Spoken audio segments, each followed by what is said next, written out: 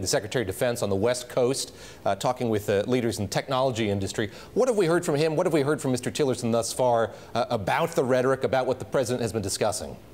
Well, I do think, David, it's notable that Secretary Mattis, the Pentagon chief, is continuing this tour of the U.S. West Coast. He was at Amazon.com facility earlier this week. He's going to be at Google's headquarters later today. He seems to be remaining focused on this technology tour and not jetting back to Washington to help deal with this crisis. So I take that as one sign that maybe things aren't quite as imminent as the war of words between Trump and the North Korean government would suggest.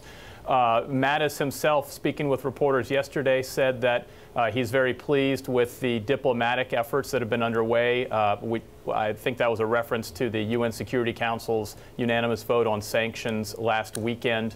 And the meeting today with Tillerson and with the UN ambassador, I suspect will be a look at what other diplomatic solutions or efforts can be taken by both the Secretary of State and by the UN ambassador. Kevin Cirilli, Bill Faries, they're mentioning jetting back to Washington. There was a report in Politico earlier today that the president was going to take a one-day trip back to Washington on Monday. He alluded to the fact that he was going to be in New York City next week. What does he contextualize this working vacation for us? What's he up to and what's he have planned for next week?